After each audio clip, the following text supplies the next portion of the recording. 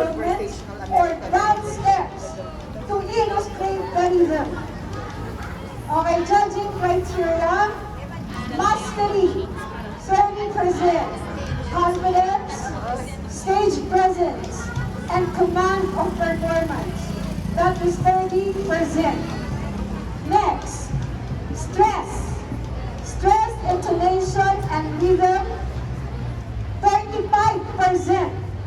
Correct emphasis, vocal tone, variation, and rhythmic flow.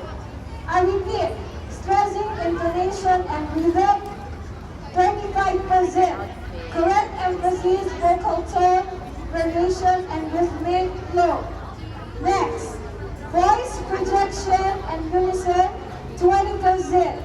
This includes clarity, volume, and harmony in group performance. I repeat, voice projection and unison, 20%. Clarity, volume, and harmony in group performance. And choreography, 15%.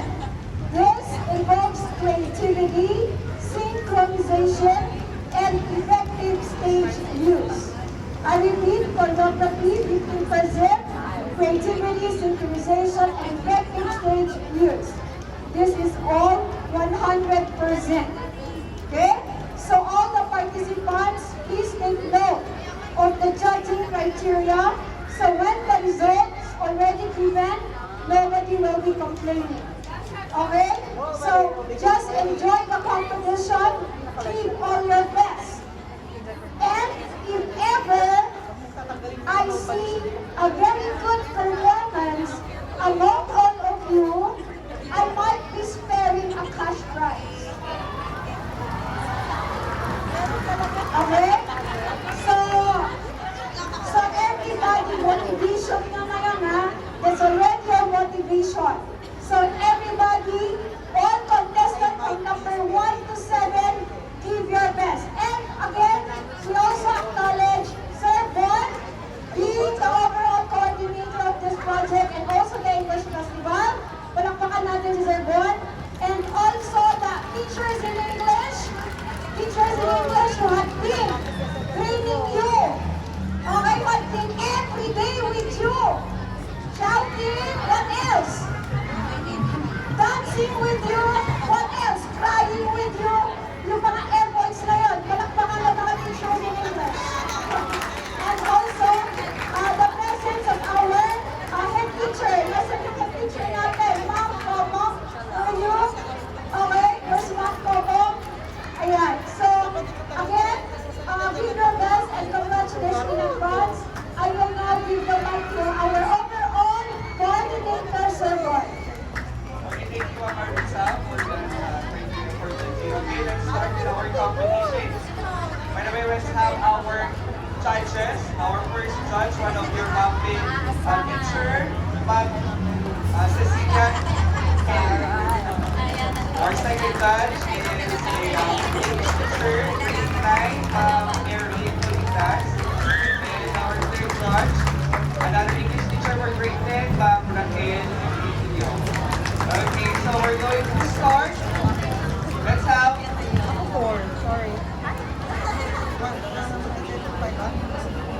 okay, so pag may nag-perform, please keep quiet. Okay, even the audience, please. Okay, so let's give it up for performer number 1.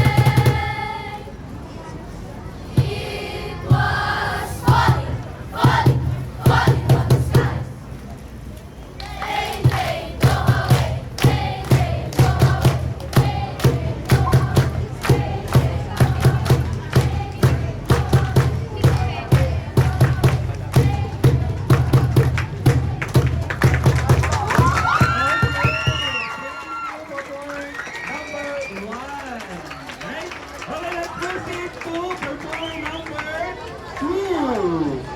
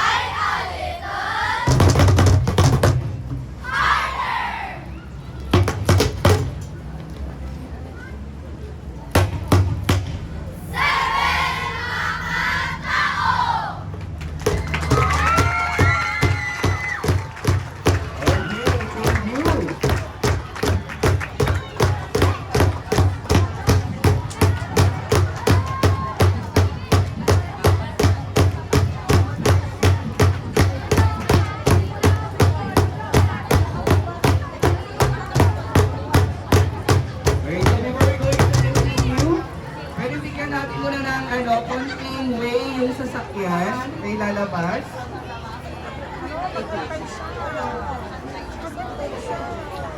Okay? Yung mga bata doon, mag-move lang tayo konti.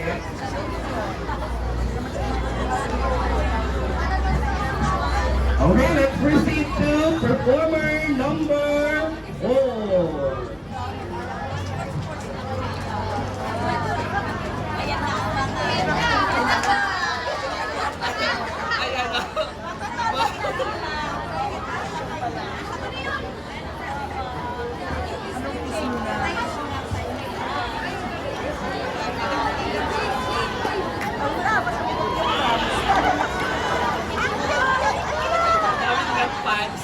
Child abuse, ang bigat mo nga. Actually, child labor.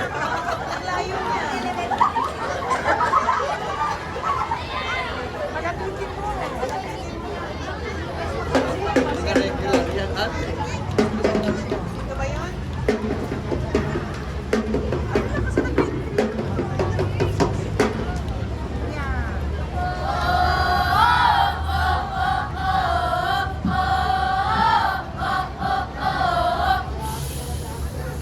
Please be quiet, baby sleeping. What did you say? I said please be quiet, baby sleeping. I said please be quiet, baby sleeping. What did you say? What did you say? I said shh, baby sleeping. I said shh, baby sleeping. What did you say? What did you say? I said hush, hush. Baby sleeping, I said hush, hush, baby sleeping. What did you say? What did you say? I said shut up, baby sleeping. I said shut up, baby sleeping. Please be quiet, please be quiet, please be quiet, please be quiet. Please be quiet, please be quiet, please be quiet, please be quiet. What did you say? What did you say? I said hush, hush, baby sleeping. I said hush, hush, baby sleeping. What did you say? What did you say? I said shut up, baby sleeping. I said shut up, baby sleeping.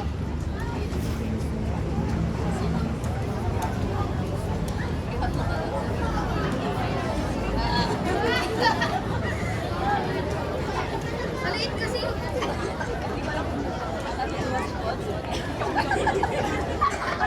May eksena. Sorry. Choreography ate.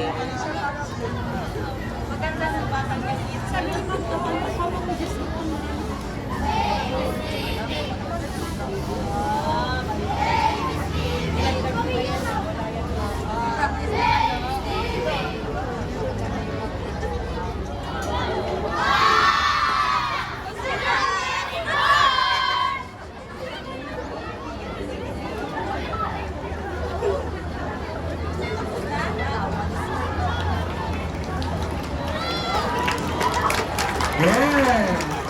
Okay, thank you, performer number 4. Next, let's proceed to performer number 5. Tara.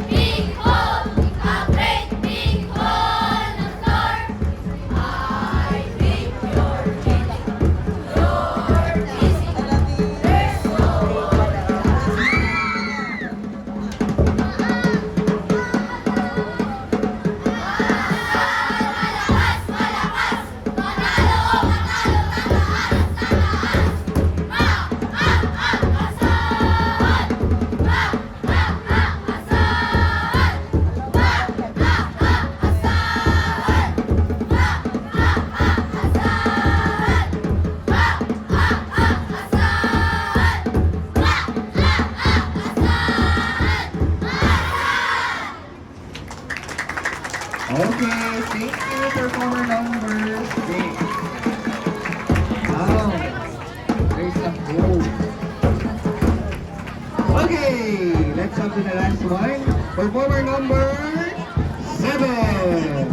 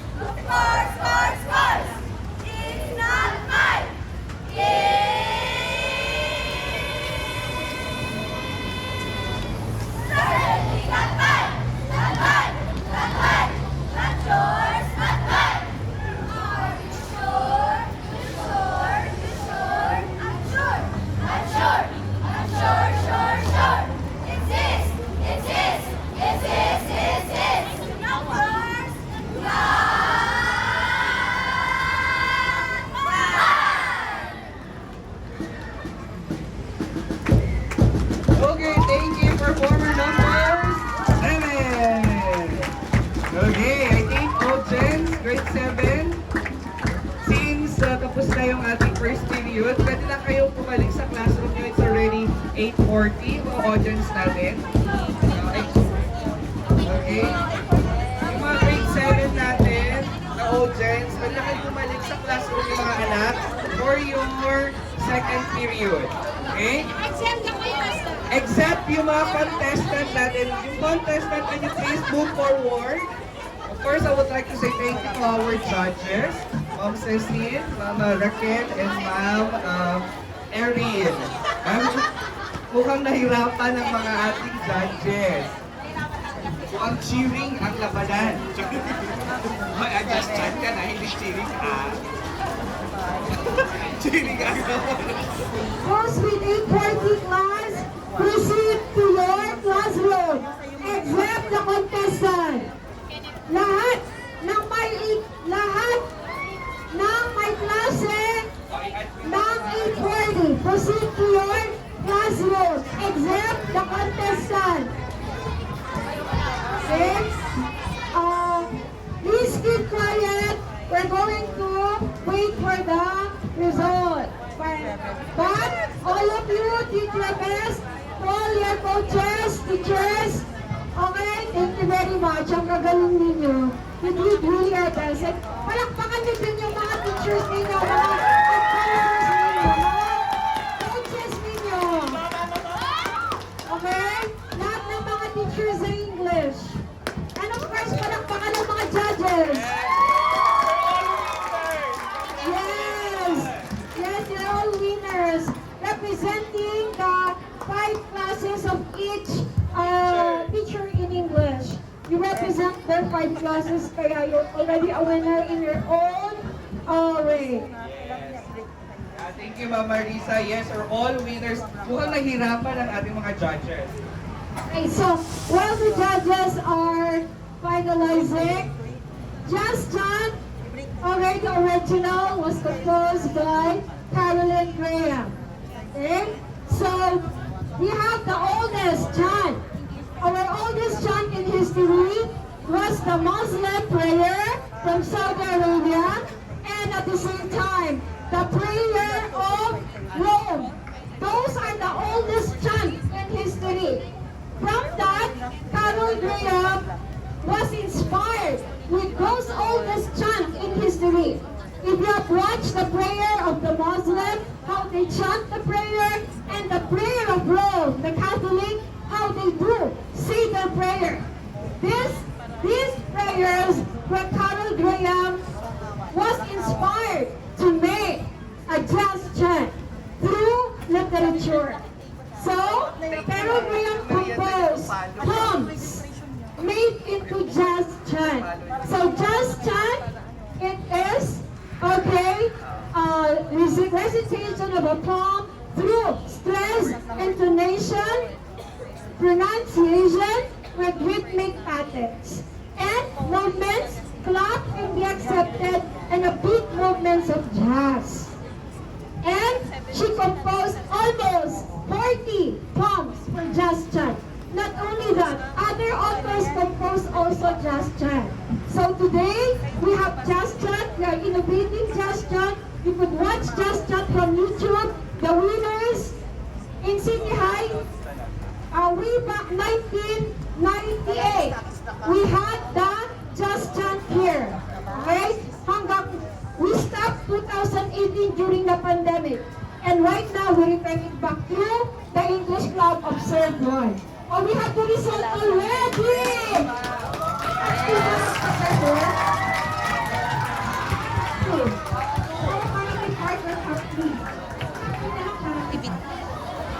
Top 3 will perform on Monday. Top 3 will perform on Monday. Okay. So, actually, I don't know how to announce it. So, final na ito. Yung mananalo, magpe-perform yung first, second, and third on Monday sa auditorium. We're having a cultivating activity on Monday. So, let's have the 6th place.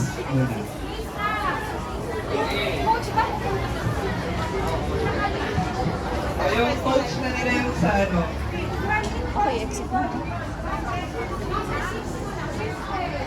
Sixth place. We have performer number 1 and performer number 4. Okay, 6.5. Next, number 5. Number 5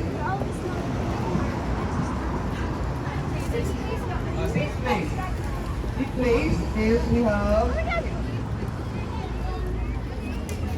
fourth place. Number or performer number fourth place.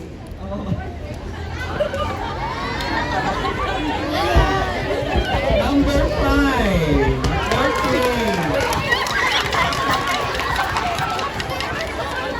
We have third and second. Yung second natin ay sila. Hindi naman place. So 2.5. 2.5. Second place.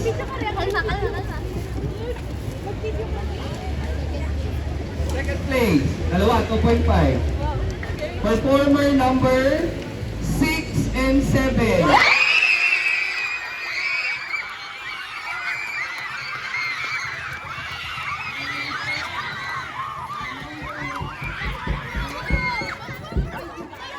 Number 2.